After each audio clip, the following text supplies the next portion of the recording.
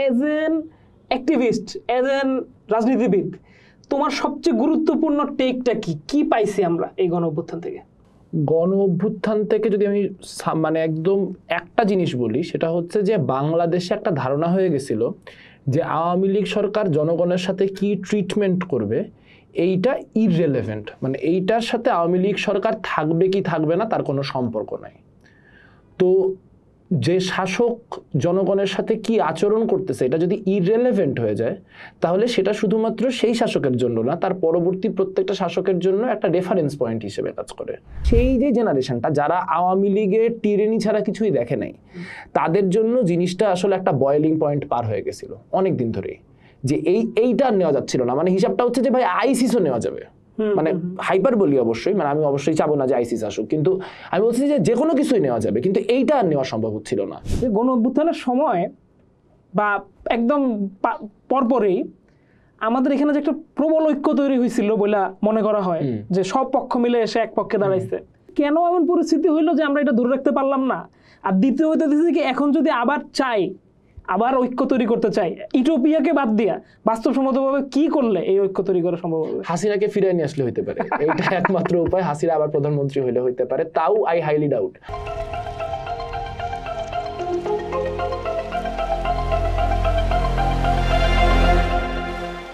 বাইনারির বাইরে পডকাস্ট সিরিজে আজকে আমাদের সাথে আছে ছাত্রনেতা মেঘ মোল্লার বসু। মেঘ ছাত্র ইউনিয়নের রাজনীতি করে এবং দীর্ঘদিন ধরে বাংলাদেশে যে ফ্যাসিবাদ বিরোধী আন্দোলন হয়েছে সেইটাতে নেতৃত্বের ভূমিকা পালন করছে। আজকে আমরা আসলে তার সাথে গণ অভ্যুত্থানের পূর্বাপার, অর্থাৎ গণ অভ্যুত্থানের আগের সময়, গণ অভ্যুত্থানের সময় এবং পরের সময় সবকিছু নিয়েই আলোচনা করব। মেঘ, শুভেচ্ছা জানাই। ধন্যবাদ আমাকে ডাকার জন্য। আচ্ছা, আমরা আলাপটা শুরু করব আসলে জুলাই দিয়ে। আমাদের এই সিরিজটা মূলত হচ্ছে এই জুলাইকে আনফোল্ড করার একটা প্রচেষ্টা আর কি। তো যেমনটা বলতেছিলাম যে বদরুদ্দিন ওমর বলতেছিলেন যে গত 5 দশকে সবচেয়ে বড় গণ অভ্যুত্থান হচ্ছে জুলাই। এখন তুমি তো এই অভ্যুত্থানটা একদম সক্রিয়ভাবে দেখছো, অংশগ্রহণ করছো। আবার আমরা দেখতে পাই যে কি যে এই বাংলাদেশের বামপন্থীদের ভিতরে যে বিভিন্ন ধরনের ক্ল্যাশগুলা, বিভিন্ন দ্বন্দ্বগুলা, সেগুলো আমরা দেখছি এর আগে পরের সময়গুলোতে হাজির ছিল। তো এইটা থেকে যে আমি বুঝতে চাই যে কি যে age N activist, age N রাজনীতিবিদ, তোমার সবচেয়ে গুরুত্বপূর্ণ টেকটা কি পাইছি আমরা এই গণ অভ্যুত্থান থেকে?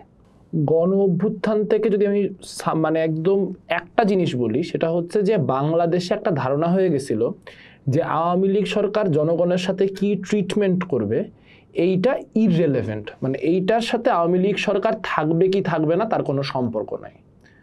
তো যে শাসক জনগণের সাথে কি আচরণ করতেছে এটা যদি ইররেলেভেন্ট হয়ে যায়, তাহলে সেটা শুধুমাত্র সেই শাসকের জন্য না, তার পরবর্তী প্রত্যেকটা শাসকের জন্য একটা রেফারেন্স পয়েন্ট হিসেবে কাজ করে। কারণ আমরা যেটা দেখেছি যে শেখ হাসিনা হচ্ছে বাংলাদেশের সব থেকে দীর্ঘ সময় ধরে থাকা স্বৈরাচার। আমরা কিন্তু বাংলাদেশে কোনো রেজিম, কোনো টেনিয়ার এত দীর্ঘ সময় ধরে থাকতে দেখি নাই। শেখ হাসিনা টেনিয়ারটা এই ব্যাপারে খুবই এক্সপ্লিসিট যে এইটা 16 বছর তো ছিলই, এবং তার 15তম 16তম বছরে এসে মনে হচ্ছিল এইটা আসলে মানে এটার আর কোনো পতন ঘটবে না, এটা একটা মানে একদম মানে ইতিহাস লেখা হয়ে গেছে টাইপের। তো শেখ হাসিনাকে সরানোর মধ্য দিয়ে একটা জিনিস নিশ্চিত হয়েছে যে ওই যে কথাটা আমরা বইয়ে পুস্তকে বা মানে দার্শনিকরা নানান ফর্মে নানান সময় রাজনৈতিক বিশ্লেষকরা বলেন যে সংগঠিত জনগণ ইতিহাসের নির্মাতা। তো জনগণ ঐক্যবদ্ধ হলে যে আসলে যেই শাসককে গতকালকে পর্যন্ত দোর্দণ্ড প্রতাপশালী মনে হচ্ছিল, আগামীকালকে যে তাকে আসলে বাক্স পেট্রা গুছায় দিল্লিতে বা ওয়াশিংটনে ভাইগে যাইতে হবে না, এর কোনো নিশ্চয়তা নাই। এই নিশ্চয়তাটা আমার কাছে মনে হয় মানে এই নিশ্চয়তা না থাকাটা যে কোনো পলিটির জন্য, যে কোনো রাজনৈতিক সমাজের জন্য অত্যন্ত জরুরি। ওকে, আমরা যদি একটু তোমার এই রাজনৈতিক দর্শনের জায়গা থেকে একটু দেখতে চাই যে আমরা এই জিনিসটা কিন্তু মানে আমাদের এই সিরিজেই আরো অনেকেই এসে এই আলাপটা করে গেছে যে বাংলাদেশে যে এরকম একটা অভ্যুত্থান পরিস্থিতির দিকে যাচ্ছে বা এই যে এরকম একটা অবিসম্ভাবী বড় সংঘাতের ঘটনা যে ঘটতে যাবে, এইটা বোঝাই যাচ্ছিল, এক ধরনের প্রস্তুতি ছিল। এবং তার মধ্যেও আমাদের এখানকার অনেক প্রগতিশীল সংগঠন, অনেক লেভেলধারী বামপন্থী সংগঠনও কিন্তু এই শাসক গোষ্ঠীর তৎকালীন সরকারের সাথেই এই এক ধরনের সমঝোতা করে চলতেছিল। তার মধ্যে থেকে আমরা কিন্তু দেখতে পাই যে কি, যে ধরো তোমরা অনেকেই এই এই নিজেদের পার্টির ভিতরে এক ধরনের একটা সংগ্রাম করতে হয়েছে, যেইটারে আমি মনে করতেছিলাম যে একটা সিগন্যাল, যে এই যে পরিস্থিতিটা আসতেছে বা এই যে যেই ব্যবস্থাটা চলতেছে সেটা আসলে থাকবে না। তো এই আমাদের এই যে এই জিনিসটা কি আসলে সত্য, যে এটাকে আগে আগে বোঝা যাচ্ছিল? পরপর 3টা নির্বাচনের পরেও, 24-এর নির্বাচনের পরেও একটা ধারণা ছিল যে যদি আওয়ামী লীগ চলে যায় তাহলে আসলে আমরা তো ক্ষমতায়িত হইতে পারবো না, আমরা তো ক্ষমতায় যাব না, তাহলে কারা ক্ষমতায় যাবে? যারা ক্ষমতায় যাবে তারা কি আওয়ামী লীগের চেয়েও খারাপ হবে?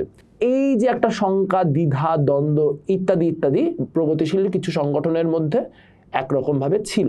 সেটা খুবই সুপ্ত লুপ্ত অবস্থায়, সেটা আপনি কোনো দলিলপত্রে পাবেন না, সেটা আপনি কর্মসূচিতে পাবেন না। আপনি যদি কথার কথা সিপিবিকে এই প্রশ্ন করেন, সিপিবি আপনাকে তার 5 বছরের সংগ্রামের ইতিহাস দেখাই দিবে যে হচ্ছে আমি এটা করছি। কিন্তু আমাদের একটা বোঝাপড়ার জায়গা ছিল যেটা সর্বাত্মক হচ্ছে না। বামপন্থীদের আওয়ামী লীগ বিরোধী সংগ্রাম মানে অ্যাট অল কস্টস না, হচ্ছে না বড় কয়েকটা সংগঠনের। বাকি এর মধ্যেও অনেকগুলি সংগঠন তাদের মতো করে, নিজেদের মতো করে একদম তাদের সম্পূর্ণ শক্তি বা তাদের শক্তির চেয়ে বেশি দিয়ে লড়াই করছে। কিন্তু যেটা আমরা বুঝতে পারছি যে যার ইনফ্রাস্ট্রাকচার আছে, যে সারা দেশে যদি আসলে আওয়ামী লীগ বিরোধী একটা সংগ্রামের বৃহত্তর ডাক দেয়, সেই ডাক কেউ ফেলবে না। মানে অন্যান্য রাজনৈতিক সংগঠনগুলি নিজে থেকেই তার সাথে সংযুক্ত হবে, সম্পৃক্ত হবে। কিন্তু আমরা দেখতেছি তাদের সেই সর্বাত্মক চেষ্টাটা হচ্ছে না।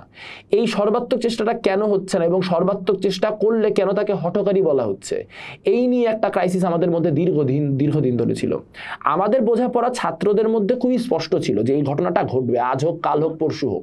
কোন ইস্যু ধরে ঘটবে আমরা জানি না, কিন্তু কোনো না কোনো ইস্যু ধরে মানুষের যে 16-17 বছরের অনাগরিক হিসেবে ট্রিটেড হওয়ার বঞ্চনা, এইটা কোনো না কোনোভাবে বিস্ফোরিত হবে। এবং বিস্ফোরণের মুহূর্তে আসলে কারা সেটা সামনে দাঁড়ায় নেতৃত্ব দিবে, কারা সেখানে সামনে অবস্থান নিতে পারবে, তার মধ্য দিয়ে নির্ধারিত হবে যে আগামীর দিনে বাংলাদেশ কাদের ইনফ্লুয়েন্সে চলবে বা আগামী দিনে বাংলাদেশে কাদের প্রভাব বেশি হবে। আমার কাছে মনে হয় যে আসলে অনেকগুলো প্রগতিশীল, শুধু প্রগতিশীল সংগঠন, এটা সংগঠনের যত বেশি আমি বলবো অনেক ইন্ডিভিজুয়াল অ্যাক্টিভিস্ট আছেন যারা নিজেদের প্রগতিশীল দাবি করেন, তারা এটা দেখতেই পান নাই। কারণ তারা সমাজে যাদের সাথে চলছেন, যাদের সাথে মিশছেন, যাদের সাথে কথা বলছেন, তারা হচ্ছে সোসাইটির সেই অংশটা যারা আসলে আওয়ামী লীগ আমলে মোটা দাগে মন্দের ভালোই ছিল, খুব খারাপ অবস্থায় ছিল না। ফলে তারা রিজেন্টমেন্টের খবরগুলো জানতে পারেন নাই। তারা বুঝতে পারেন নাই যে এই যে আপাত দৃষ্টিতে সব ঠিকঠাক, আপাত দৃষ্টিতে জিডিপি এবং উন্নয়নের গল্প, এই বিভিন্ন রকম প্রকল্পের গল্প, পদ্মা সেতুর গল্প, এই গল্পের নিচে চাপা পড়ে থাকার যে রাগ, ক্রোধ, খোদ, অপমান, যন্ত্রণার গল্পগুলা, সেই গল্পগুলা তাদের কান পর্যন্ত পৌঁছায় নাই। যার ফলে যখন ঘটনা ঘটছে তখন তারা খুব হতবাক হয়ে গেছে। এবং হিসাব করে দেখবেন যে এই লোকগুলাই ষড়যন্ত্র তত্ত্ব দিচ্ছে এখন।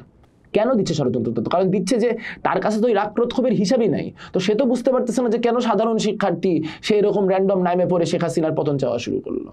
কারণ তার আগের 15-16 বছর তারা কি ফিল করছে একটা গোটা জেনারেশন, সেই ফিলিংটা তো তাদের ওই লোকগুলো পর্যন্ত কনভেইড হয় নাই। গত 4-5টা বছরে যদি একটা ফ্ল্যাট ভাবে বিছাই, 3-4টা বড় বড় ঘটনা একদম তোমার কেন্দ্র করে ঘটছে।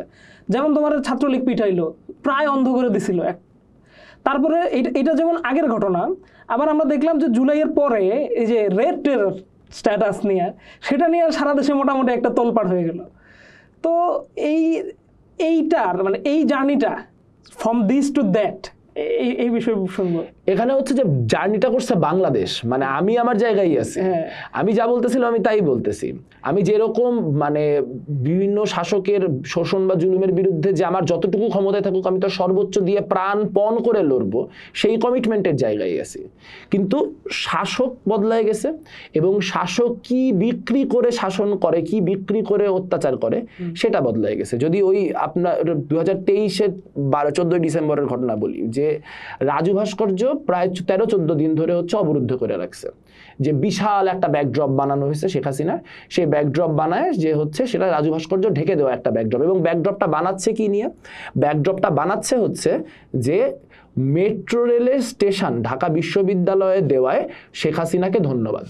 এবং সেই ধন্যবাদ দেওয়ার প্রক্রিয়ার সাথে যারা ছিল, সেই ধন্যবাদ দেনেওয়ালারা কিন্তু অনেকে এখন বিশাল আওয়ামী লীগ বিরোধী হয়ে গেছে এবং তারা আমাদেরকে আওয়ামী লীগের দালাল টালাল বলতেছে, এরকম পরিস্থিতি।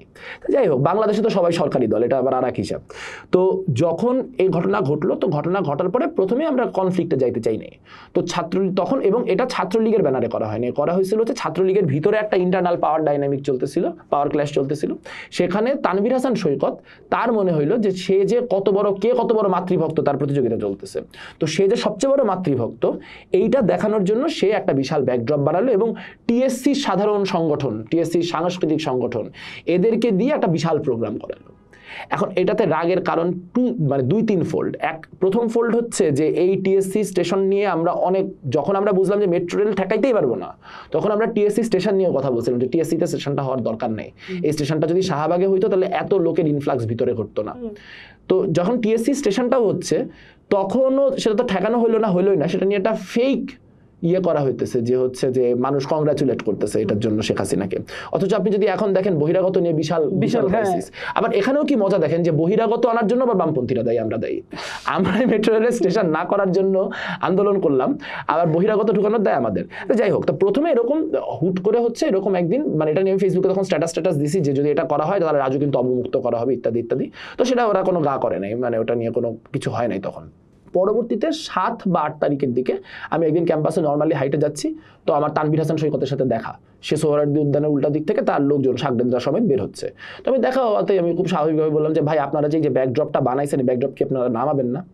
তো তখন সে বিশাল একটা ফিরিস দেওয়া শুরু করলো যে হ্যাঁ তোমরা আসলে কি মনে করো আমাদের এই সেই, যদি আমার প্রোগ্রাম না থাকে তাহলে কি আমি এই ব্যাকড্রপ রেখে দিই? আমার তো প্রোগ্রাম আছে, আমি প্রোগ্রাম হয়ে গেলেই নামায় ফেলবো। এখন আমি তার কর্মীদের মুখ থেকেই তো শুনে ফেলছি যে তার কোনো প্রোগ্রাম নাই। তো আমার তখন বোঝা হয়ে গেছে, বলছি ঠিক আছে ভাই। বললাম যে ভাই ব্যাকড্রপটা যেভাবে করে রাখা হয় আপনি কি বুঝেন না যে এটা হচ্ছে অবমাননাজনক রাজু ভাস্কর্যের জন্য? তখন বলতেছে যে তুমি তো কাছ থেকে দেখতেছো বলে তোমার এরকম মনে হচ্ছে, তুমি যদি দূর থেকে দেখতা তাহলে শেখ হাসিনার ছবি তার উপরে রাজু ভাস্কর্য সহ যে কি সুন্দর একটা ভিউ আসে এটা তো তুমি দেখতে পাচ্ছ না। আমি বুঝলাম যে মানে কথা বলার কোনো অর্থ নেই, কিছু করতে পারলে করতে হবে, নাহলে চুপ থাকতে হবে। মানে এই মানুষের সাথে কথা বলার কোনো মানে ঠিক আছে ভাই, সমস্যা নেই। পরে 11ই ডিসেম্বর রাত্রে বা 12ই ডিসেম্বর ভোরে হচ্ছে চট্টগ্রামে আপনার বিপুল চাকমা সহ ইউপিডিএফ এর বেশ কিছু নেতাকে হচ্ছে মানে আর্মির একটা প্রক্সি গ্রুপ খুন করার পর সন্ধ্যার সময় এই গণতান্ত্রিক ছাত্র জোটের মশাল মিছিল। এবার এই মশাল মিছিলের আরো 3-4 দিন আগে থেকে আমি হচ্ছে পোলাপান উস্কাচ্ছি যে এটা ব্যাকড্রপটা ভাঙা হয় না কেন, ব্যাকড্রপটা ভাঙিস না কেন, ব্যাকড্রপটা তো ভাঙা দরকার ইত্যাদি ইত্যাদি। তো তারপরে যেটা হলো যে হচ্ছে 12ই ডিসেম্বর প্রোগ্রামের মধ্যে ছেলেপেলে এমনিতে আগে থেকে অ্যাজিটেটেড ছিল। তারপর যখন এরকম হলো যে গণতান্ত্রিক ছাত্র জোটের নেতারা সিদ্ধান্ত নিলেন যে তারা এইখানে, আমি জিজ্ঞেস করলাম যে তাহলে কি আমরা এই শেখ হাসিনার ব্যাকড্রপের সামনে দাঁড়ায় শেখ হাসিনার বিরোধিতা করবো এখন? আচ্ছা। তো তখন বললাম যে না তা তো করা যাবে না। তখন কি করবো, সিদ্ধান্ত হলো যে আমরা মিলন চত্বরে দ্বারায় সমাবেশ করব। তো এইটা আমি যেটা করছিলাম যে আমি এই তথ্যটা সাধারণ ছেলেপেলে মানে কর্মী পর্যায়ের ছেলেপেলের কাছে পাস করে দিয়েছিলাম, শুধু আমার সংগঠন না সব সংগঠনেরই। তো এটা একটা হিউজ রিয়াকশন হয়। এবং তারপরে যেটা হয় যে যখন মিছিলটা ঘুরে রাজু ভাস্কর্যের সামনে আসতেছে তখন 5-7টা ছেলে নিজে থেকে আগায় যায় ব্যাকড্রপটা ভাঙা শুরু করে। এবং ব্যাকড্রপটা ভাঙা শুরু করার পরে আমি ব্যাকড্রপ ভাঙার থেকে একটু ডিস্টেন্সে দাঁড়াইছিলাম যে আমার যেহেতু নীতিস্থানীয় মানুষ, আমার উপরে উঠে ব্যাকড্রপ ভাঙাভাঙি করার কোনো মানে হয় না। হুট করে কে জানি একটা ব্যাকড্রপে আগুন ধরাই দিতে গেছে, তো তখন হয়তো ভাস্কর্য পুড়ে যাবে। তো আমি তখন লাফায় উঠছি। উঠার পরে হচ্ছে সৈকতের একদম ডান হাত ছিল যে ক্যাম্পাসে নাহিদ ভুইয়া এসে আমার কলার টাইনে ধরে যে আমি তখন হচ্ছে জিনিসটা তখন নেগোশিয়েট করার চেষ্টা করতেছি যে দেখো নাহিদ, এখানে পরবর্তীতে আমার সৈকত ভাইয়ের সাথে কথা হবে এই নিয়ে, তুমি এখন এটা বাদ দাও। তখন সে কলার টাইনে ধরে বলছে যে হাসিনার সে কি নেত্রীর ব্যাকড্রপ ভাঙোস, আবার তুই কথা বলোস। এইটা বলে আমার কলার ধরে টান দেওয়ার সাথে সাথে পাশে আমার এক কর্মী ছিলেন, সে হচ্ছে ঠাস করে নাহিদ ভুইয়াকে একটা চর মারেন। এই চর মারা থেকে এই যে গন্ডগোল লেগে গেল। তারপর 12ই ডিসেম্বর এক দফা মারামারি হলো। 12ই ডিসেম্বর আমরা মাইর খাইয়ে গেলাম। আমার যেটা বড় অপরাধ ছিল, সেটা কোটানকোট অপরাধ, সেটা হচ্ছে সাধারণত এইসব ঘটনা ঘটলে রাজনীতির নিয়ম হচ্ছে অস্বীকার করা, যে কারা করেছে আমরা জানি না, অমুক না তমুক না। এখন দেখবেন এখন তো সিসিটিভি ফুটেজ আছে, যারা করছে তাদেরকে তো ধরা হবে, তো তখন তো তাদের সন্ত্রাসী বলে ধরা হবে।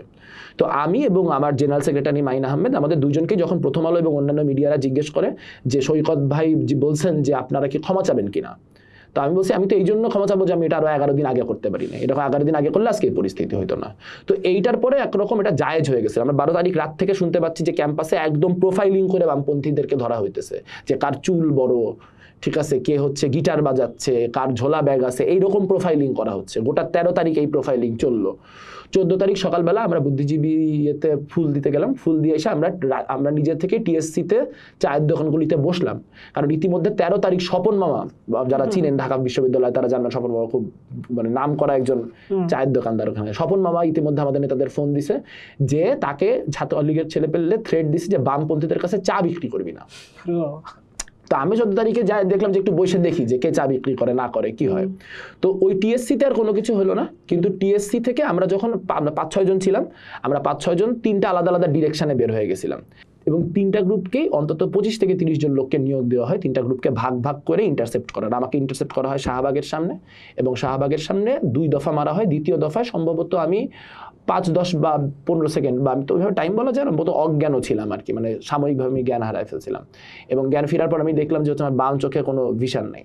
পরবর্তীতে আমি বুঝতে পারছিলাম যে হচ্ছে আসলে বাম চোখে ভিশন নাই, তার কারণ হচ্ছে যে মানে আমার হাইট বড় বেশি হওয়ার একটা সুবিধা হচ্ছে যে যেই সব মাথা মানে শটগুলা মাথায় মারতে চায় কেউ, ওগুলো ঠিক প্রপারলি মাথায় লাগে না। সো যেগুলো এইখানে মারতে চাইছিল সেইগুলো এই এলাকায় লাগছিল। সো যার ফলে যেটা হয়েছে, এইখানে প্রচুর ইন্টারনাল ব্লিডিং হয়েছে। ওই ব্লিডিং এর কারণে চোখের উপরে ব্লাড ক্লট করে গেছিল। সেই কারণে আমার দৃষ্টি হচ্ছে ইনিশিয়ালি কম্প্রোমাইজ ছিল। তো এই ঘটনার পরে এবার অনেকে বলে যে বামপন্থীদেরকে তো সরকার মানে আওয়ামী লীগ অনায়াসে থাকতে দিছে, ক্যাম্পাসে এক্সিস্ট করতে দিছে। বিষয়টা হচ্ছে কি ভাই, কেউ না কাউকে জায়গা দেয় না। আমার ধারণা আওয়ামী লীগও যদি কোনোদিন ফিরতে পারে, আওয়ামী লীগ এসে বলবে যে ইউনূস আমলে তো বামপন্থীরা থাকতে পারছে, আরামে থাকছে ক্যাম্পাসে। কিন্তু বিষয়টা হচ্ছে স্পেস আপনি আপনার স্ট্রাগলের মধ্যে দিয়ে করে নেন। 12ই ডিসেম্বর যখন আমাকে মারা হইলো, এটা অন্য অনেক বড় সংগঠনের নেতারা হইলে এখানে ডিসিশন নিত যে আমি আপাতত সেফে থাকি, বা সংগঠন থেকে তাকে বলা হয়তো আপনি আপাতত সেফে থাকেন, পরিস্থিতি ঠান্ডা হলে বাইর হয়ে। কিন্তু তাহলে আমার মোরাল লেজিটিমেসিটা ওই মুহূর্তে নাই হয় যেত, আমি অপরাধীর মতো ঘোরাঘুরি করতাম। আমি 12 তারিখে মাইর খাওয়ার পর 14 তারিখে গেছি, 14 তারিখে মাইর খাওয়ার পর 8 থেকে 9 দিনের মাথায় হচ্ছে যেই প্রোগ্রাম করাই হয়েছে আমাদের এই উপর আক্রমণের প্রতিবাদে নাগরিক সমাবেশ, সেই নাগরিক সমাবেশে আমি ডাক্তারের আদেশ অমান্য করে এক হাত ওই ইয়েতে ঝুলাই গেছি, যাই সেখানে যাই আবার সারা বাংলা কারাগার শেখ হাসিনা স্বৈরাচার স্লোগান দিছি। তো আমার যদি ওই দিন মারতো, আমি তার পরের দিন আবার যাইতাম। বিষয়টা হচ্ছে যে এইভাবে করে ওইখানে আমরা তখন স্পেস বানায় রাখছিলাম। আর সেখান থেকে শিফট করে আজকের যে লড়াই, সেই লড়াই হচ্ছে তখন মুক্তিযুদ্ধের নামে করা হতো এই দুষ্কর্মগুলা, এখন করা হচ্ছে ইসলামের নামে, এখন করা হচ্ছে মুসলিম জাতীয়তাবাদের নামে, এখন করা হচ্ছে ফ্যাসিবাদ বিরোধিতার নামে। তো আমি যখন দেখতেছি যে যেই মানুষগুলি আক্রান্ত হচ্ছে এই মুহূর্তে, মানুষগুলি কারা, কাকে ফ্যাসিবাদের দোষর বলা হইতেছে আজকে? তরিকতি কমিউনিটির এত বড় অংশ মানুষ, এরা সবাই ফ্যাসিবাদের দোষর। এত মানুষ শিল্প সাহিত্য সংস্কৃতির সাথে জড়িত, এরা সবাই ফ্যাসিবাদের দোষর। আদিবাসীরা ফ্যাসিবাদের দোষর।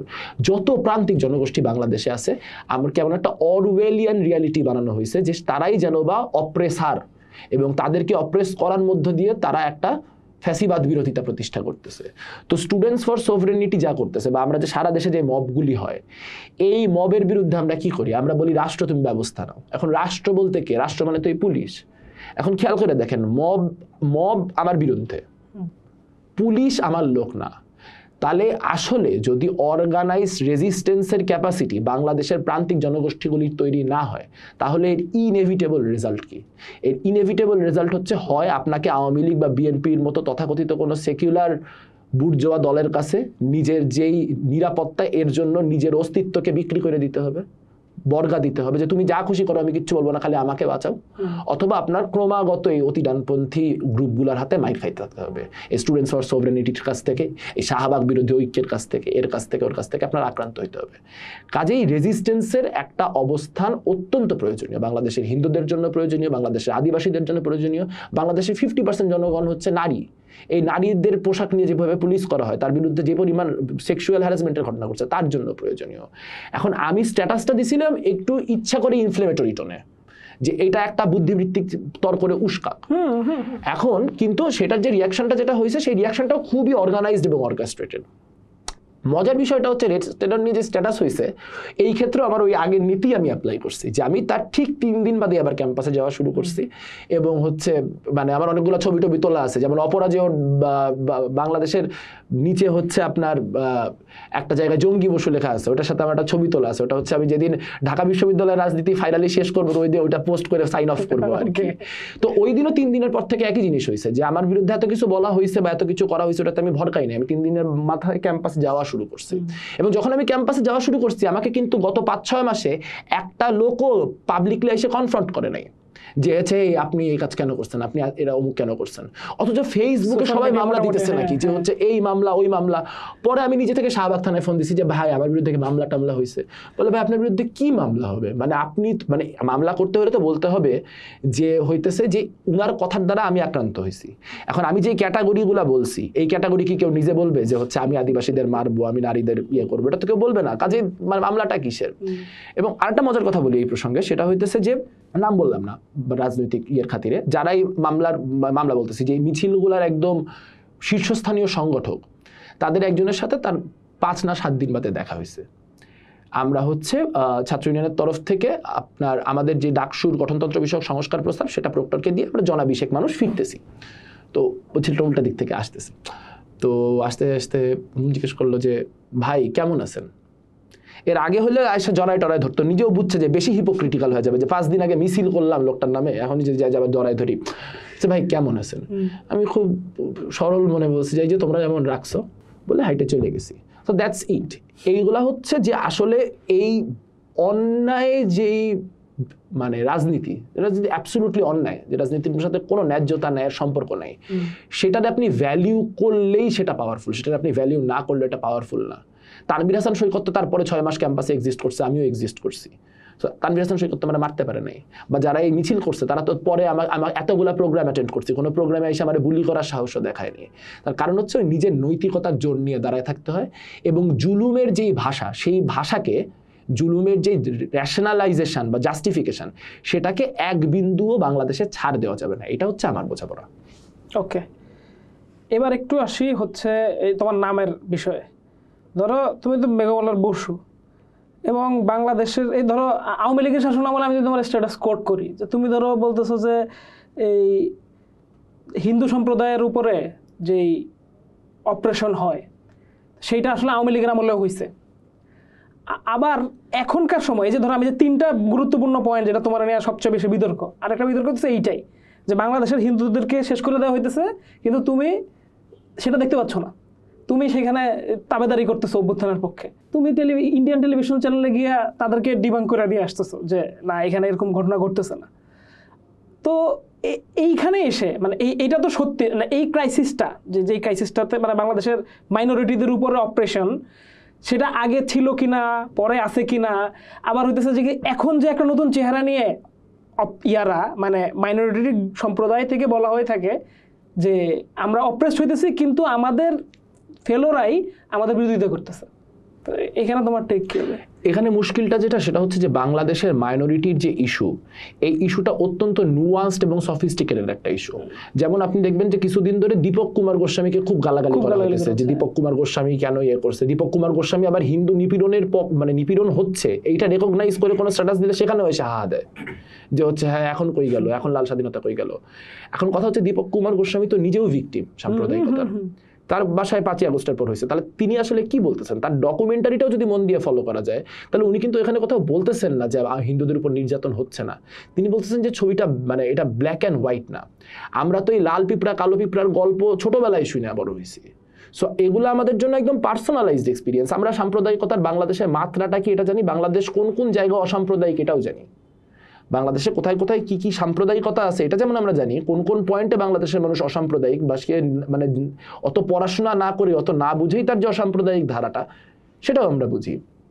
মুশকিলটা হচ্ছে এটাকে আমি যখন রেজিমের সাথে অ্যাসোসিয়েট করতেছি, যখন আমি বলতেছি যে এই রেজিমের আমলে ভালো ছিল, এই রেজিমের আমলে খারাপ হয়েছে। এখন মজাটা হচ্ছে যে ধরুন লালমনিরহাটে কয়েকদিন আগে একটা বড় ঘটনা ঘটলো, যে 2 নরসুন্দর নাপিত তাদেরকে হচ্ছে ধর্ম অবমাননার কথা বলে তাদেরকে হচ্ছে পিটায়ে পুলিশের কাছে দিয়ে দেওয়া হলো, এবং পুলিশ তাদের বিরুদ্ধে মামলা করলো। যারা প্রকাশ্যে পিটায়ে ভিডিও করলো তাদের বিরুদ্ধে কোনো মামলা করলো না, তাদের বিরুদ্ধে কোনো কিছু করা হলো না। এইবার আমি যখন এই ঘটনাটা সম্পর্কে লালমনিরহাট হিন্দু নির্যাতন দিকে সার্চ দিতে গেছি, আপনি নিজে হচ্ছে সার্চ দিলে দেখতে পাবেন যে 2020 এবং 21 আওয়ামী লীগ আমলে 2-3টা বড় বড় এরকম সাম্প্রদায়িকতার ইনসিডেন্ট মানে ইন্টারনেটেই আসে। তো বা 2021কে বাংলাদেশের ডানপন্থী হিন্দু গ্রুপগুলোয় কোনো প্রগতিশীল না, খুব স্পষ্ট ভাষায় 2021 দুর্গাপূজার সিজনটাতে বলা হয় রক্তাক্ত স্মারক। এবং আপনারা মনে করে দেখবেন যে প্রিয়া সাহা বা কোনো এক নামের এক মহিলা সে আমেরিকান কংগ্রেসে যায়, বা ডোনাল্ড ট্রাম্পের কাছে কোনো একটা ইয়েতে বলছেন যে বাংলাদেশের হিন্দুদের মারা হইতেছে অমুক তমুক, তখন কিন্তু আবার লোকজন খুব ক্ষিপ্ত হয়েছিল যে হ্যাঁ এরকম বলতেছে, বাংলাদেশের মান খারাপ করতেছে। সো এখন তার মানে কি, তার মানে যে 2021 এই পরিস্থিতি মানে এইটা না যে 25-এ যা যা হচ্ছে এগুলো জাস্টিফাইড। আমি বলতেছি এটারে রেজিমের সাথে কানেক্ট করা ঠিক হইতেছে না, এবং একটা ব্ল্যাঙ্কেট করে ফেলা হইতেছে যে ধরেন আপনার এমন না যে অভ্যুত্থানপন্থী হিন্দুদের ঘরবাড়িতে ভাঙচুর হয় নাই, অভ্যুত্থানপন্থী হিন্দুদের ঘরবাড়িতেও ভাঙচুর হয়েছে, কিন্তু যেই লোকটা আওয়ামী লীগের একজন নেতা, তার ঘরটা যখন ভাঙা হইলো, তার নামের পাশে একটা বসু বা একটা সাহা বা একটা চক্রবর্তী আছে দেখে আমি যদি বলি এটা হিন্দু নির্যাতন, তাহলে এটা ডিসইনজিনিয়াস। এটাতে যেটা হয় যে অ্যাকচুয়াল যেই হিন্দু নির্যাতনগুলি ঘটতেছে সেগুলিকে আলাদাভাবে ট্র্যাক করার বা সেগুলিকে সাম্প্রদায়িক ইনসিডেন্টকে আলাদা করে ট্র্যাক করার কোনো উপায় তখন আর থাকতেছে না। সো মুশকিল হচ্ছে আমি যখন কথা বলতেছি ইন্ডিয়ান টেলিভিশন চ্যানেল আমাদের পুরোটা বলতে দিতেছে না, বা আমি যখন বাংলাদেশের কোনো টক শোতে যাচ্ছি সেও আমাকে পুরোটা বলতে দিতে চাচ্ছে না। সে চাচ্ছে যে আমি তার রাজনীতির জন্য কনভিনিয়েন্ট যে অংশটা, যেই অংশটুকু কোট করলে আমাকে একটা নির্দিষ্টভাবে পোর্ট্রে করা যায় অতটুকু অংশকে নিতে। ধরেন যখন এখানে সাম্প্রদায়িক ক্রাইসিস হবে তখন আমার 5টা নিউজ কালকে যদি হয় দেখবেন যে আমার আবার টক শোতে নিয়ে যাওয়া শুরু করছে, মানে একটা লোক পাইছে যে আছে যে ভালো কথাবার্তা বলবে হ্যান ত্যান। কিন্তু আমি যখন উল্টা কথাগুলো বলতেছি, আমি যখন বলতেছি যে এই যে ধর্ম অবমাননার এই ইস্যুটা পার্টিকুলারলি হিন্দুদের টার্গেট করে করা হবে, এখানে পাওয়ারের ডাইনামিক আছে। যে কোনো ধর্মীয় বক্তা যদি হচ্ছে মহানবীকে হইতেছে আপনার কাউবয় বলে, উনি কিন্তু সাতিমে রাসূলের ইস্যু হয় না। রাখাল্লাহার নামে হয়েছে কারণ রাখাল্লাহা যে তার মানে ছদ্ম নাম, সে যে আসলে হিন্দু না, এটা জানলে মানে গ্যাঞ্জামটা কম হইতো।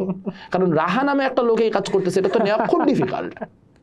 এখন এখানে একটা ক্ষমতার ডাইনামিক আছে এবং ক্ষমতার ডাইনামিকে উপমহাদেশে অবশ্যই ধর্মীয় সংখ্যালঘুরা মানে একদম কাঠামোগতভাবে কম ক্ষমতা সম্পন্ন। তো সেইখানে যখন আসলে হিন্দু নির্যাতনের ঘটনা ঘটতেছে তখন এই ব্যাপারে তো মানে প্রচণ্ড পরিমাণ সতর্ক থাকা দরকার। যে আমি যখন একটা ইনসিডেন্টও বাড়ায় বলতেছি, একটা ফেক নিউজও ছড়াচ্ছি, 2020-এর 21-এর 22-এর একটা গল্পকে সামনে আইনে ওটা 2024-এর গল্প হিসেবে প্রেজেন্ট করতেছি, ওই মুহূর্তে তো আমি অবিশ্বাস সৃষ্টি করতেছি। এখনো কি হয় যে কোনো একটা এরকম ঘটনা হইলে আগে আমরা 3বার ক্রস চেক করি। কেন করি? কারণ যেই ডিসইনফরমেশন জেনারেট করা হয়েছে ইন্ডিয়া থেকে 6 মাস 8 মাস 10 মাস ধরে, এটা ভয়াবহ। এইটার ফলে ধরেন কথার কথা ঘটনা ঘটছে 100টা, আপনি বললেন ঘটনা ঘটছে 10,000, আমি বলবো যে এর 90% মিথ্যা। আপনি কিন্তু এই কথাটা শুনলেন 90% মিথ্যা, 10% যে সত্যি, তার মানে 100টা ইনসিডেন্ট, বিরাট ব্যাপার। সো 100টা ইনসিডেন্ট তো বড় ব্যাপার। এখন ওই 100টা ইনসিডেন্ট আমি মনোযোগ দিতে পারতেছি না কেন? কারণ আমি আর বাকি 9,900টা ইনসিডেন্ট নিয়ে এগুলা যে ডিবাঙ্ক করতে আমার সময় চলে যেতেছে। তাহলে আমি অ্যাকচুয়াল ইনসিডেন্ট হ্যান্ডেল করব কখন, ডিবাঙ্ক করব কখন?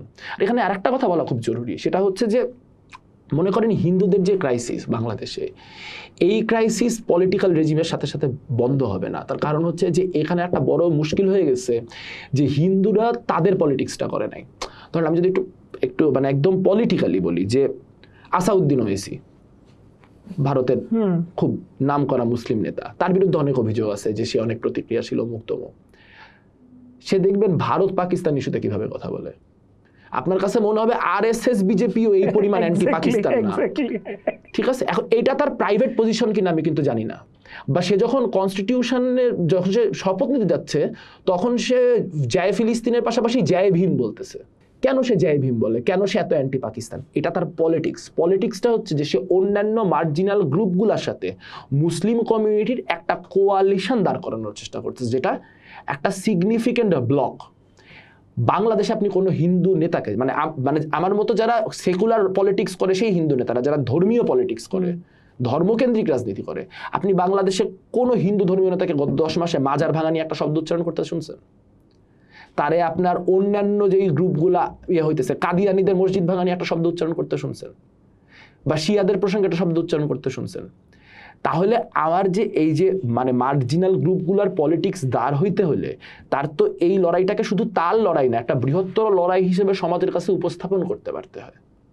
কিন্তু এরা যত আক্রান্ত হইতেছে তত আরো মানে কি বলবো মানে ঘরের মধ্যে ঢুকে যাচ্ছে। কিন্তু বাংলাদেশের হিন্দু তো গেটোয়াইজড না। বাংলাদেশের হিন্দু অনেক সাম্প্রদায়িকতা ফেস করছে, কিন্তু সে ভারতের মুসলমানের মতো গেটোতে বসবাস করে না। তার যে সোশ্যাল সারাউন্ডিং সেখানে অনেক মানে কি বলবো অহিন্দু লোক আছে। কিন্তু তাহলে আমরা রাজনীতিটাকে কিভাবে দাঁড় করাইলাম, কি কি ঘটলো যার কারণে 5ই আগস্টের পর হিন্দুদের বিরুদ্ধে অপারেশন হইলে হিন্দুদেরই দাঁড়াইতে হইতেছে। কোনো হিন্দু আইডেন্টিটির মানুষ অপ্রেসড হলে তার আইডেন্টিটিটা প্রধান হয়ে উঠছে এবং আমরা আইডেন্টিটিটা নিয়ে মারামারি করতেছি। দেখেন সরকার এবং হিন্দু বৌদ্ধ খ্রিস্টান ঐক্য পরিষদ মারামারি করতেছে যে এতগুলা ইনসিডেন্ট হয়েছে, সরকার বলতেছে এগুলো সাম্প্রদায়িক ইনসিডেন্ট, ইনসিডেন্ট না, হিন্দু বৌদ্ধ খ্রিস্টান ঐক্য পরিষদ বলতেছে এগুলো সাম্প্রদায়িক ইনসিডেন্ট। কিন্তু কথাটা তো এখানে যাওয়ারই কথা না। আমি যদি নাগরিক হই তাহলে আমি হিন্দু মুসলিম খ্রিস্টান বৌদ্ধ তো ম্যাটার করার কথা না।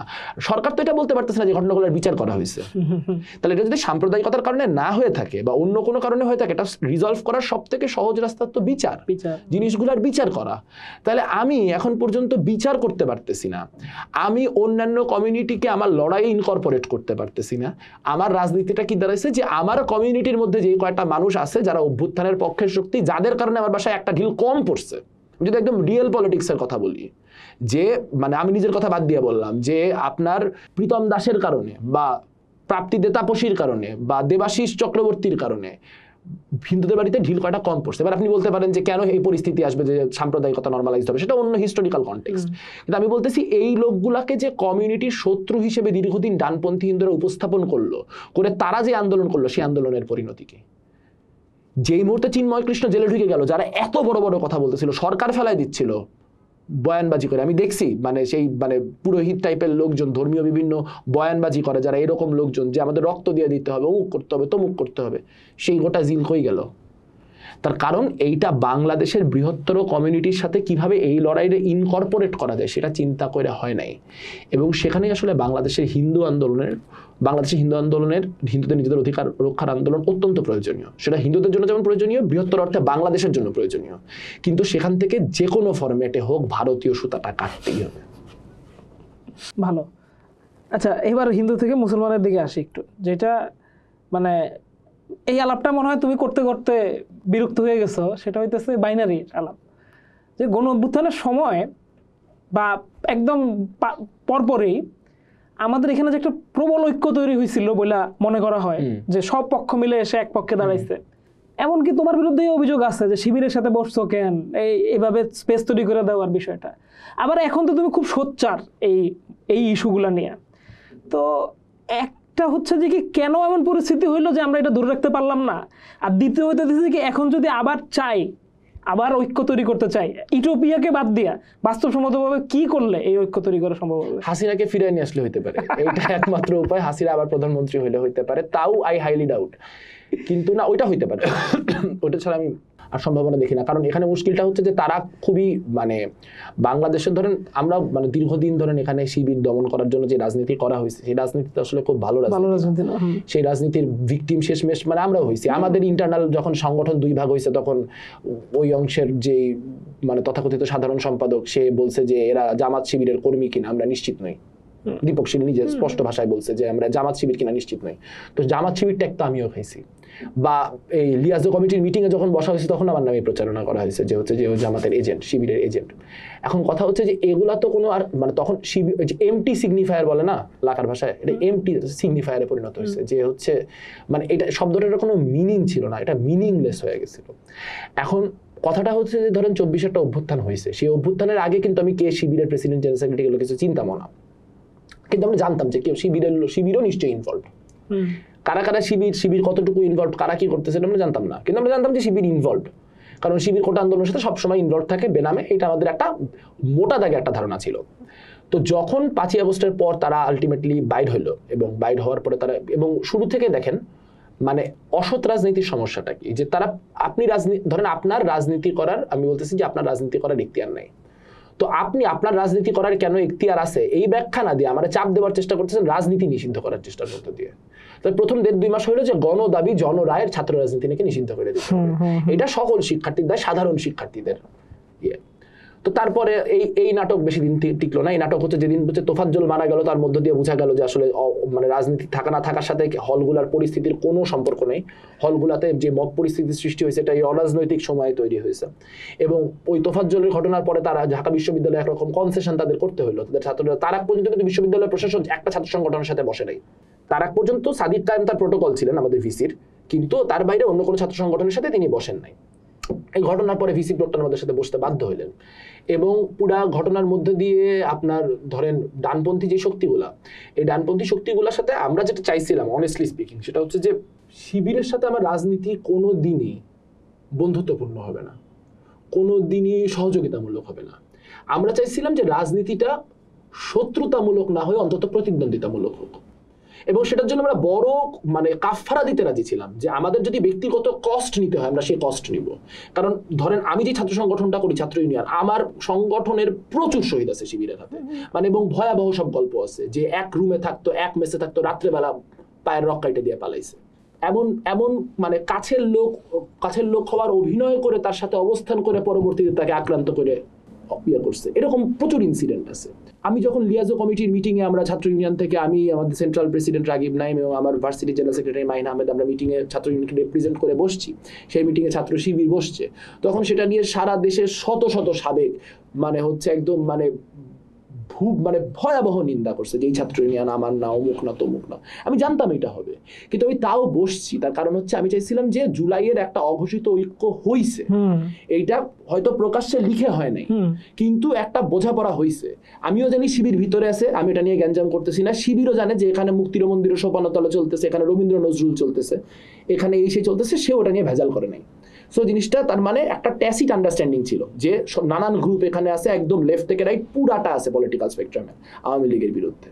তো এই যে একটা অঘোষিত সামাজিক চুক্তি, সেটাকে ফর্মালাইজ করার প্রক্রিয়ায় আমরা থাকতে চাইছিলাম, কিন্তু আমরা আসলে তখনও জানতাম যে এই চুক্তিটা তারা মেইনটেইন করবে না। এবং তারপর তা দেখাই দিল, শুধু এক জায়গায় না, সব জায়গায় বারবার করে দেখাই দিতেছে। তারা আপনার ধরেন এই যে বিভিন্ন রকম শাহবাগ বিরোধী এই আজাহারের ঘটনা তো সেদিনকার ঘটনা, একদম শেষ মুহূর্তে এখন যা করতেছে এটা তো ভয়াবহ। এটা ছাত্রলীগ ছাত্র দলের হার মানায়। বিভিন্ন এলাকায় হচ্ছে মানে আমার সংগঠনের কেন্দ্রীয় সাধারণ সম্পাদক শিমুল কুম্ভকার, তার বাড়িতে হইতেছে আপনার মানে লোকলালা ইয়ে করা হয়েছে, তাকে তার আইডি মানে সাথিয়ায় তার যে বাসার আইডি এটারে ডক্স করা হয়েছে। তো আমার সংগঠনের কেন্দ্রীয় সাধারণ সম্পাদকের বাড়ির যে ঠিকানা, এইটা সাথিয়ার বিভিন্ন লোকাল গ্রুপে জামাতের লোকজন, শিবিরের লোকজন ডক্স করছে আর কি, যে হচ্ছে যে এইটা তার এলাকা, তার বাসায় যায় যেন তারা আক্রান্ত করা হয়। এবং তার শিমুল খুবই একটা সাধারণ পরিবারের ছেলে, তার বাপ তার ভাই একদম গ্রামীণ যেই মানে কুমোরের কাজ করা মানুষ আর কি। তো তাদেরকে যখন হচ্ছে এরকম পরিস্থিতির মধ্যে ফেলা হয়েছে, তার বাপকে ধরে নিয়ে যাওয়া হয়েছে যে আপনার ছেলের নামে এই অভিযোগ আছে হ্যানতেন। বা আমার ভাইস প্রেসিডেন্ট সিলেটে মনীষা ওয়াহিদের বাড়িতে জামাতের লোকজন হচ্ছে ইয়ে করছে যে তাকে আক্রান্ত করার জন্য তার ঠিকানা পাবলিক করে দেওয়া হয়েছে। তো এইগুলো তো তারা করতেছেই, এগুলো তো ধরেন আপনার এই 8-9 মাস বাদে, কিন্তু একদম শুরুর দিন থেকে ধরেন ছাত্র ইউনিয়নের চিকা থেকে ছাত্র ইউনিয়ন মুসা, আপনার 1-1.5 মাসের মধ্যে থেকে আমরা তো জানি কোন কোন মিডিয়াগুলো তাদের কন্ট্রোলে, একটার পর একটা বাজে রিপোর্ট করা, প্রত্যেকটা রিপোর্ট ইন্টেনশনালি বিভিন্ন রকম মানে স্যাবোটাজের উদ্দেশ্যে করা, এবং প্রত্যেকটা ক্ষেত্রে আসলে আমার রাজনীতিকে আমার চিন্তারে আক্রান্ত করা। সেই কাজ তো তারা করছেই, সেইটাও আসলে সমস্যা ছিল না। কিন্তু তারা এতবার করে বলল যে 24 নতুন সামাজিক কন্ট্রাক্ট, এইটা ওইটা সেইটা, কিন্তু 71 প্রশ্ন তাদের যে খাইজলত, এটা থেকে তারা কোনোভাবে বাইরে হইতে পারলো না। এবং তারা রাজনীতিটাকে বারবার করে নিয়ে যায় ওখানেই ফেলতেছে। হয়তো মানে মুখে একদিকে বলতেছে যে আমরা এই প্রজন্ম, আমাদের 71-এর সাথে কোনো দেনা পাওনা নাই, আমরা 1977 না 78-এ জন্ম নিছি, আমরা ছাত্র সংঘ না, আমাদের 71-এর কোনো দায় নেই, আমরা এই প্রজন্ম বাংলাদেশকে ওন করি। খুব ভালো কথা, ফ্যান্টাস্টিক কথা, এই কথাই শুনতে চাই। তাহলে তোমার এত কিছু থাকতে বাংলাদেশের জাতীয় সঙ্গীত কেন বাংলাদেশের জন্য অ্যাপ্রোপ্রিয়েট না, এই আলাপেই কেন যাওয়া লাগবে? তোমার তো 71 নিয়ে কোনো স্টেক নাই। তোমার কেন মুক্তিযুদ্ধ ভারতের ষড়যন্ত্র ছিল বা মুক্তিযুদ্ধ প্রপারলি হয় নাই, 24-এ এসে আমরা হচ্ছে আসল স্বাধীনতা পাইছি, এই বয়ান কেন দেওয়া লাগবে? সো এইটা আসলে ওইটাই প্রমাণিত হইলো আরেক দফা, যে হইতেছে যে তাদের সাথে আসলে কোনোদিন মানে ঐতিহাসিকভাবে কোনো সংগঠন তাদের সাথে কোএক্সিস্ট করতে পারে নাই, এটা বাংলাদেশের ইতিহাসে নাই। যেইটা মুশকিলটা হয়ে গেছে এইবারে এসে, সেটা হচ্ছে যে এই যে নতুনদের এই কোটানকোট বৈষম্য বিরোধী এখন যারা বাকচাষ, এরা এদেরকে যে স্পেসটা করে দিছে এবং পোলারাইজেশনটা এমনভাবে হয়েছে যে অভ্যুত্থানপন্থী শক্তি হচ্ছে শিবির আর অভ্যুত্থান বিরোধী শক্তি হচ্ছে ছাত্রদল এবং বামপন্থীরা, এই যে পোলারাইজেশনটা তারা দাঁড় করাইছে, এটা বাংলাদেশের একটা চরম ক্ষতি করছে। এটার মধ্যে দিয়ে শিবির মেইন স্ট্রিম অর্গানাইজেশনে পরিণত হয়েছে। আমাদের আলাপ সবসময় ছিল শিবির প্রসঙ্গে যে শিবির যদি নিজের ভুল ত্রুটি স্বীকার করে আসে, শিবির যদি ক্ষমা চায় আসে, এবং শিবির যদি এই ব্যাপারে তার পলিটিক্স থেকে আমি দেখতে পাই যে সেই রাজনীতি আর করতেছে না, সে পুরানো আলাপ বাদ দিয়ে নতুন আলাপ করতেছে, তাহলে তো ইসলামিক শাসনতন্ত্র ছাত্র আন্দোলনও ক্যাম্পাসে এক্সিস্ট করে। বা আপনার ধরেন অনেক প্রগতিশীল ধর্মীয় সংগঠন তো আছে, হিজবুত তাওহীদ আছে, হিজবুত তাওহীদ এখন 2-একটা জায়গায় কাজ করতেছে। তো হিজবুত তাওহীদের ছাত্র সংগঠন যদি আসে, আমার ক্যাম্পাসে সাম্প্রতিককালে তাদের কয়েকজনের সাথে পরিচয় হয়েছে। এই রাজনীতি তো ডিফারেন্ট রাজনীতি তো থাকবে, পশ্চিমে তো থাকতেছে, পশ্চিমে তো এরকম একদম মাওবাদী রাজনীতি যেমন একটা ছাত্র সংগঠন করতে পারতেছে একটা বিশ্ববিদ্যালয়ে, একইভাবে একটা ধর্মীয় রাজনীতিও করতে পারতেছে। কিন্তু মুশকিলটা হচ্ছে যে আপনি আমার বেসিক ডেমোক্রেটিক রাইটসে বিশ্বাস করেন কিনা। এরা তো প্রকাশ্যে বলে দিতেছে যে আমরা ভোট করে ক্ষমতায় এসে শরিয়া প্রতিষ্ঠা করব। তাহলে আপনি যে এটা আর লুকাচ্ছেও না, বলে দিচ্ছে ইন্টেন্ট হচ্ছে ডেমোক্রেসির ঘাড়ে উঠে ডেমোক্রেসি দিয়ে ব্রিজ ক্রস করে তারপর সেই ব্রিজটা পুরাই দেওয়া। ডেমোক্রেসির এই রোড করে দেওয়া। তো আমি যখন দেখতেছি যে আমার ক্যাম্পাসে একটা ছাত্রীকে হেনস্থা করা হইতেছে এবং যারা হেনস্থা করছে সেই হেনস্থা একদল আসছে তাদের ছাড়াইতে, আর শিবির আর বাকছাসের নেতারা গেছে তাদের সাথে নেগোশিয়েট করতে। এখানে কোনো নেগোসিয়েশনের সুযোগ আছে? আমার ক্যাম্পাসে একটা ছাত্রীরে মানে হেনস্থা করে একটা লোককে জেলে ঢুকানো হয়েছে, তারে ছাড়াইতে যদি বহিরাগত আসে তাহলে আমি ওখানে একটা মাত্র কারণে যাইতে পারি, ওরে মাইক দেওয়ার জন্য। তা না হলে আমি যাবো না, পুলিশের কাছে ছেড়ে দিব। আমি যদি ওখানে যাই তাহলে আমার একমাত্র উদ্দেশ্য হবে ওরা মাইক দেওয়া। তা না হলে আমি কেন যাবো? পুলিশের কাছেই তো আছে। আমি কিসের নেগোশিয়েট করতেছি? মানে আপনি অপ্রেসার আর অপ্রেসারের মধ্যে নেগোশিয়েট করতেছেন। এবং এই নেগোসিয়েশন তো শুধু এইখানে না, আপনি দেখেন যেই জায়গায় ওদের ন্যূনতম ক্যাপাসিটি আছে ওরা কি করছে। ইসলামিস্টরা গত 10 মাসে ইসলামিস্টদের কাজ হচ্ছে যেখানে যেখানে লালন সঙ্গীত হতো লালন সঙ্গীত বন্ধ করা। হেফাজতে ইসলাম দায়িত্ব নিয়ে করছে, যেখানে যেখানে 100-র উপর মাজার ভাঙা, যেখানে যেখানে গানের মানে অনুষ্ঠান হইতো আখড়া অমুক তমুক হ্যানত্যান সেগুলা ভাঙচুর করা, কোথায় কাদিয়ানিরা আছে কাদিয়ানিদের মারা, ইত্যাদি ইত্যাদি ইত্যাদি। কোথায় নারীরা কি পোশাক পরছে নারীদের পোশাক পুলিশ করা। এই এলাকায় হচ্ছে ওয়াজ হবে বা মাহফিল হবে, এখানে সব নারীরা কালকে থেকে দোকানপাটেও না বাইর হয়, মাইকিং করে এই ঘোষণা দেওয়া। তো গত 8-10 মাসে তারা তো বুঝাই দিছে যে তারা আসলে কোনোভাবেই এই যে আমরা নতুন বাংলাদেশ নতুন বন্দোবস্ত বলতেছি তাদের এগুলোর সাথে কোনো সম্পৃক্ততা নাই। তারা 80-র দশকে 90-এর দশকে বা তারও আগ থেকে যেই মানুষের সিভিল লিবার্টি হরণ করার রাজনীতি করতো তারা সেই রাজনীতি করবে। এখন এই রাজনীতির সাথে তাহলে এখন আপনি বলতে পারেন যে তাহলে আমার লাভটা খেলো, তাহলে ডে 1 থেকে এটা করা উচিত ছিল। ডে 1 থেকে আমি তো জানি যে এরা এগুলা করবে, তাহলে আমি লিয়াজো কমিটির মিটিংয়ে শিবিরের সাথে বসলাম কেন? আমি শুরুর দিনই বাইর হয়ে গেলাম না কেন? এখন কথা হচ্ছে যে আমার আর আপনার একটা চুক্তি হইতেছে, আমি জানি আপনি ভাঙবেন, তাই বলে আমি যদি ভাঙি, এইটা তো ধরেন থার্ড পার্সন যিনি বসে আছেন, ক্যামেরার পিছনে যিনি বসে আছেন উনি তো জানেন না, উনি তো ভাবতেছে তখন ভাববেন যে হচ্ছে আমি চুক্তিটা ভাঙলাম। তো আর কিছু না হোক, ছাত্ররা যারা একটু অবজেক্টিভলি চিন্তা করে এরা এইটা বুঝছে যে জুলাইয়ের ঐক্য বামপন্থীরা প্রগতিশীলরা ভাঙে নাই, জুলাইয়ের ঐক্য ডানপন্থীরা ভাঙছে, এবং জুলাইয়ের ঐক্যতে ডানপন্থীরা ভাঙছে এইটার যেই ফল, এই ফল তাদের আগামী 20 বছর ভুগতে হবে। হয়তো আজকে মানুষ বুঝতেছে না, কিন্তু এটা আগামী 20 বছর তারা হারে হারে টের পাবে। এবং এই জন্য ওই সময় জুলাইয়ের ঐক্যটা যদি বামপন্থীরা ভাঙতো, জুলাইয়ের ইনিশিয়াল বিভিন্ন ক্ষেত্রে যেই মানে কি বলবো নুইসেন্স তৈরি করার বিভিন্ন রকম কালেকটিভ চেষ্টার থেকে দূরে থাকার কাজটা যদি বামপন্থীরা করতো, এই একই দায় বামপন্থীদের ঘাড়ে বর্তাইতো। সেই ঐতিহাসিক দায় কিন্তু এখন আর বামপন্থীদের ঘাড়ে নাই। ওকে, আচ্ছা, এইখান থেকে যে জায়গাটা যাইতে চাই সেটা হইতেছে যে এই যে অনেকগুলো কমিশন হয়েছে, সংস্কার কমিশন, সেই কমিশনগুলোর মধ্যে একটা হচ্ছে নারী সংস্কার কমিশন, এবং সেটা নিয়েই তো ঝামেলার সূত্রপাত হইল। ঝামেলা বলতে হচ্ছে যে এই কমিশনের কিছু প্রস্তাবের বিষয়ে বাংলাদেশে যে মারাত্মক উন্মাদনা, সেইটার সাথে আমাদের নবগঠিত একটা পার্টির বিভিন্নভাবে বিভিন্ন অবজারভেশনগুলো যুক্ত হয়ে যাওয়া, এবং তার পরবর্তীতে এইখানকার এই যে মানে এইটাকে ঘিরে একটা মারাত্মক নারী বিরোধী অবস্থান আমরা সোসাইটিতে দেখলাম। এইটারে তুমি আসলে কিভাবে দেখো? আমার কাছে মনে হয় যে বাংলাদেশে এখন একটা নতুন অন্য ক্রাইসিস তৈরি হয়েছে। আমরা সারা জীবন নারী বিদ্বেষী অবস্থান বা নারী বিদ্বেষ এইটার সাথে অ্যাসোসিয়েট বা অ্যাফিলিয়েট করি যেই গোষ্ঠীগুলোকে, সেই গোষ্ঠীর বাইরেও একটা ভয়াবহ নারী বিদ্বেষী গোষ্ঠী তৈরি হয়েছে প্রচুর পরিমাণে। মানে আমার কাছে বড় কনসার্ন এটা লাগে না যে হেফাজতে ইসলাম কি অবস্থান নিচ্ছে। হেফাজতে ইসলাম ঐতিহাসিকভাবেই অবস্থান নিচ্ছে, সে 2013তেই অবস্থান নিচ্ছে। কিন্তু মুশকিল হচ্ছে যে বাংলাদেশে একটা নতুন গ্রুপ তৈরি হয়েছে যারা হয়তো ইংলিশ মিডিয়াম থেকে পড়াশোনা করছে, যারা হয়তো বাংলা মিডিয়ামের খুব মানে কি বলবো হাই এন্ড যেসব স্কুল সেগুলো থেকে পড়াশোনা করে ইউনিভার্সিটিতে পাশ করে বাইর হয়েছে, কিন্তু তারা অ্যান্ড্রিউ টেটের ভক্ত। এইটার একটা বড় সোশিওলজিক্যাল ডাইমেনশন আছে যে কেন আসলে ক্যাপিটালিজমের এরকম একটা পর্যায়ে যেখানে মানুষজন প্রচুর পরিমাণে কি বলবো আনএমপ্লয়েড, এমপ্লয়েড হইলেও সে ইনভিজিবল। 30 বছর আগে একটা পুরুষের জীবন অনেক বেশি ইজিয়ার ছিল। সে একটা মোটামুটি দেখতে শুনতে হইলে, সে একটা মোটামুটি চাকরি বাকরি করলে it was very easy to get a wife, একটা ফ্যামিলি করা, একটা সামাজিক একটা অবস্থান নেওয়া। এখন সে অনেক বেশি ইনভিজিবল ফিল করে, সে ইনফিরিয়র ফিল করে। এই ইনফিরিয়রিটি কমপ্লেক্সের কারণে, যেহেতু এখানে কোনো ইম্যানসিপেটরি পলিটিক্স নাই, যেহেতু কোনো মুক্তিমুখী রাজনীতি নাই, কাজেই তার প্রথম রাগটা যায় পরে তার অপোজিট জেন্ডারের উপরে যে মেয়েরা এত এম্পাওয়ার্ড দেখে আমি এত আনএম্পাওয়ার্ড। এইটার যে ফিলিং, এই ফিলিংটা পলিটিক্সে ট্রান্সলেটেড হয় যে হ্যাঁ মেয়েরা যোগ্য না হলেও মেয়েদের সামনে আগায় দেওয়া হইতেছে, মেয়েদেরকে বেশি গুরুত্ব দেওয়া হইতেছে। দেখবেন যে প্রত্যেক বছর এসএসসি এইচএসসি পরীক্ষার সময় বিভিন্ন মানে সংবাদপত্র যায় মেয়েদের স্কুল কলেজের রেজাল্টগুলোতে ফোকাস করে, এবং তারপর সারাদিন ট্রল হয় যে এবার এবছরেও কোনো ছেলে এইচএসসি পরীক্ষা দেয় নাই। এটা একটা সামাজিক অভিজ্ঞতা আছে। রাইট উইঙ্গাররা এই পলিটিক্সটাতে খুব সুন্দর মতো ট্যাপ ইন করছে। তারা এই রিজেন্টমেন্টটা দেখতে পাইছে যে এখানে একটা জেন্ডার রিজেন্টমেন্ট কাজ করতেছে। দুনিয়া জুড়েই কিন্তু এই মুহূর্তে একটা ক্রাইসিস চলতেছে যে প্রগতিশীলরা ইয়াং মেলদেরকে পলিটিক্সে টানতে পারতেছে না। বাংলাদেশে এই ক্রাইসিসটা অত বেশি নাই, বাংলাদেশে বরং উল্টা ক্রাইসিসই বেশি, যে বাংলাদেশের প্রগতিশীল রাজনৈতিক দলগুলোতেও আপনার নারীদের সংখ্যা কম। কিন্তু আমি বলতেছি যে যদি ভোটার বেসের জায়গা থেকে চিন্তা করেন বা সাপোর্টারের জায়গা থেকে চিন্তা করেন, এটা একটা বড় ক্রাইসিস যে একটা তরুণ প্রজন্ম তৈরি হয়েছে মেলদের, যারা নিজেদের সামাজিক হেনস্থা হওয়ার জন্য এই মানে কি বলবো তথাকথিত অতি আধুনিক নারীদেরকে দায়ী করতেছে। এইবার এই রাজনীতিটা একদম খাপে খাপ হেফাজতের জন্য হয়ে গেছে, কারণ এই নতুন বন্দোবস্তের মধ্য দিয়ে মানে আমি মজা করে সেদিন বলতেছিলাম যে পৃথিবীতে প্রচুর জোব্বা পরা ইসলামিস্ট দেখা গেছে, পৃথিবীতে প্রচুর স্যুট পরা ইসলামিস্ট দেখা গেছে, কিন্তু জার্সি পরা ইসলামিস্ট আমরা প্রথম দেখলাম। সো এই যে জার্সি পরা ইসলামিস্ট, এটা একটা নতুন সোশিওলজিক্যাল ডাইমেনশন।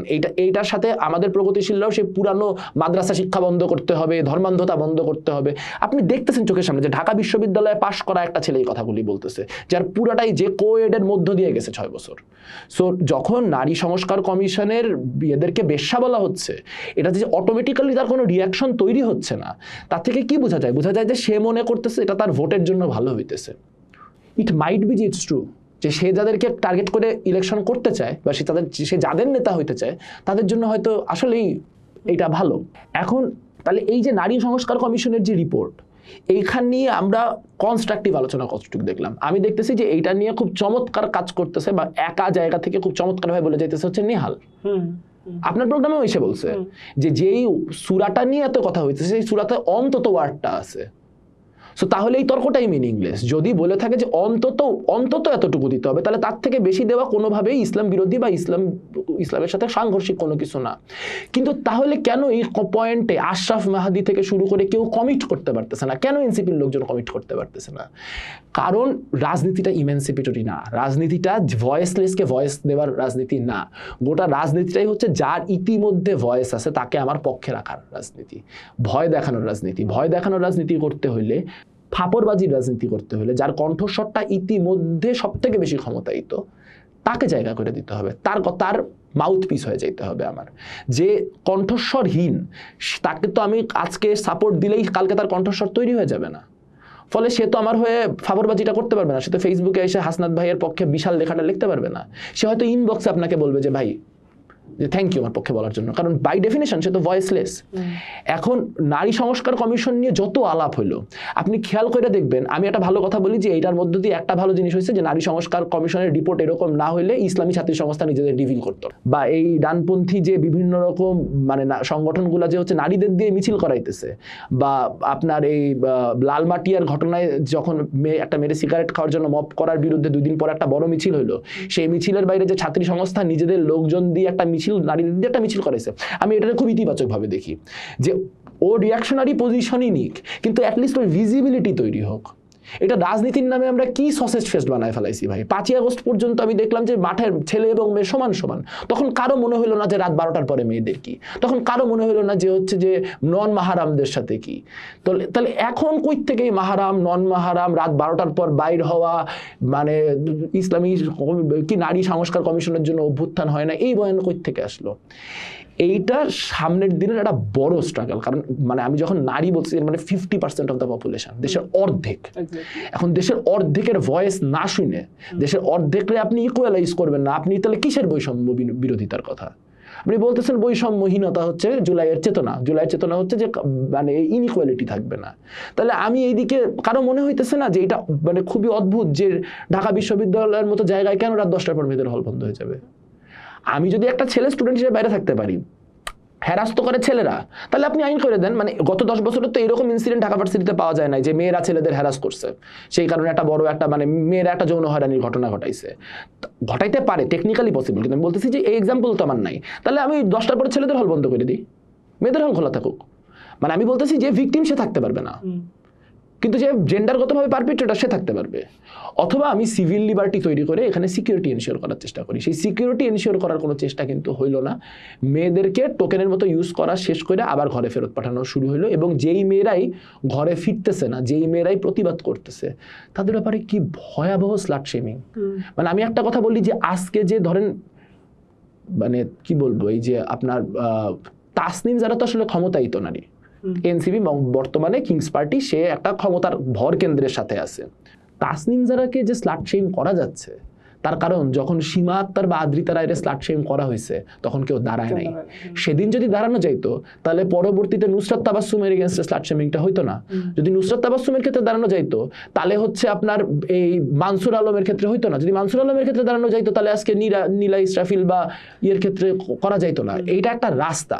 এইটা যদি পলিটিক্যাল পার্টিরা এই ব্যাপারে একমত না হয় যে কোনো ইস্যুতে কোনো ক্ষেত্রে স্লাট শেমিং অ্যাকসেপ্টেবল না, কোনো নারীর সাথে আমার রাজনৈতিক দ্বিমত থাকলে আমি তার রাজনৈতিক ভাষায় প্রতিহত করব, তার সাথে আমার রাজনৈতিক বিরোধিতা করব, তার চরিত্র টেনে আনা, তার সে কার সাথে শুইছে না শুইছে এই আলাপ করা, এটা জাস্ট পলিটিক্সে আর অ্যাকসেপ্টেবলই হবে না।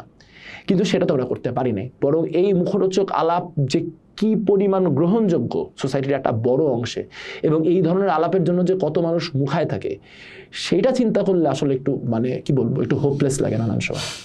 আচ্ছা ভাই, আমাদের আসলে আলাপটা একটু বুঝে আনতে হবে। তো আমার হাতে অনেকগুলো টপিক, সো আমি 2-3টা জিনিস একসাথে বলে তুমি একটা ইন্ডিং নোট দিয়ে দেবো। প্রথমত হইতেছে যে অভ্যুত্থানের পরে অভ্যুত্থানের চেতনা নিয়ে একটা পার্টি হলো। সেই পার্টিতে আবার আমরা দেখলাম ওই আবার আগের মতোই সব পন্থা থেকেই কিছু কিছু মানুষ নিয়ে একটা পোস্টার তৈরি করা হইলো। সেটা কতটুকু তার সেই চরিত্র ধরে রাখতে পারতেছে, যেটা তোমার আলাপ থেকেই আসলো যে একটা হচ্ছে সেন্ট্রিজম আর একটা হচ্ছে পপুলিজম। এই দুইটার মধ্যে কি আমরা গোলায় ফেলতেছি কিনা, যে যেটা হচ্ছে মব আর হচ্ছে সাধারণ মানুষের ভয়েস, এই দুইটার একটা বিষয়। ফাইনালি হচ্ছে অভ্যুত্থানের 1 বছর হইল, যা হারাইলাম তা তো গেল, যতটুকু আছে সেইটুকু নিয়ে বাংলাদেশের সামনে কতটুকু আশাবাদী হতো বাংলাদেশ নিয়ে, এইটা মিলাই তুমি আমার একটা ইন নোট দাও। প্রথমে তো বলবো যে হইতেছে যে মানে রাজনৈতিক দল তো মানে এটা তো বনভোজন না যে আপনি একটু চাল আনলেন, আমি একটু ডাল আনলাম, আর একজন একটা তেল আনলো, মাইলে খিচুড়ি রান্না করে ফেললাম, সবাই মিলে খাইলাম। সেন্ট্রিস্ট পার্টি করতে হলে যারা পলিটিক্যালি সেন্ট্রিজমে বিশ্বাস করে, যারা আসলে রাজনীতিতে মধ্যপন্থী, তাদের নিয়ে করতে হয়। এনসিপিতে অলমোস্ট মধ্যপন্থী কোনো লোকই নেই। এনসিপির বড় অংশ হচ্ছে সেন্টার রাইট, একটা অংশ ফার রাইট, হাতে গোনা কিছু হচ্ছে আপনার মানে অর্নামেন্ট আছে, সেই অর্নামেন্টগুলো হচ্ছে সেন্টার লেফট। এখন এইভাবে করে কোনো সেন্ট্রিস্ট পার্টি হয় না। এটার মধ্যে করে যেটা হয় যে একজন হচ্ছে বেশ্যা বলার সময় পাশে দাঁড়ায় থাকবে আর একজন লিগাল নোটিশ পাঠাবে। এখন এগুলা পাবলিকের সাথে জাস্ট ফাইজলামি, মানে এগুলো আর কেউ বাই করতেছে না।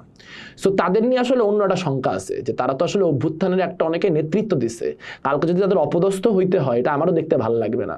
তো তারা তাদের রাজনীতিটা অন্তত পক্ষে এত পপুলিস্ট রাজনীতি না করলে মনে হয় ভালো হয়, কিন্তু তারা তাদেরটা বুঝবে। আসলে এটা নিয়ে আসলে এনসিপি নিয়ে এত কথা বলারও কিছু নেই, কারণ এনসিপির আমি অভ্যুত্থানের দল মনে করি না। অভ্যুত্থানের দল হইলে আমি এত কথা বলতাম। অভ্যুত্থানের সময় অনেকে ভূমিকা আছে, আবার পরবর্তীতে কারা অভ্যুত্থানের সময় কার কি ভূমিকা ছিল সেগুলো আমরা ভালো মতো জানি। কারা 9 দফার পরিবর্তে 8 দফা দিয়ে আসছিল সরকারের চাপে পড়ে, সেগুলো আমরা জানি। সেই আলাপ না করি। আর একটা আলাপ সেটা হচ্ছে যে বাংলাদেশের আসলে পরিস্থিতি কি দেখেন। একদিকে আমি আপনার একটা খুব ব্যক্তিগত কথা বলে শেষ করি, সেটা হচ্ছে যে যেদিন শতাব্দী ভব হচ্ছে বিয়ারের বোতল হাতে নিয়ে হচ্ছে ঘুরে ঘুরে পানি লাগবে করতেছিল, ঘটনাচক্রে ওই দিনই, আমি জানি এটা বলা আমার ঠিক কিনা, আমি হচ্ছে মুগ্ধর খুব কাছের একজন মানুষ, তার এক বান্ধবী, তার সাথে আমার ওই দিন দেখা হয়েছিল ফরিদপুর। আমি একটা প্রোগ্রামে ছিলাম, একটা বিতর্কের প্রোগ্রাম। সেই প্রোগ্রামে তারাও অনেকগুলো বন্ধু বান্ধব আসছিল। কৃষ্ণকলির গান হচ্ছে, তো কৃষ্ণকলির গান হইতে হইতে কোনো একটা পার্টিকুলার গান হওয়ার সময় আমি দেখলাম যে একদম মেয়েটা কান্নায় ভেঙে পড়ছে।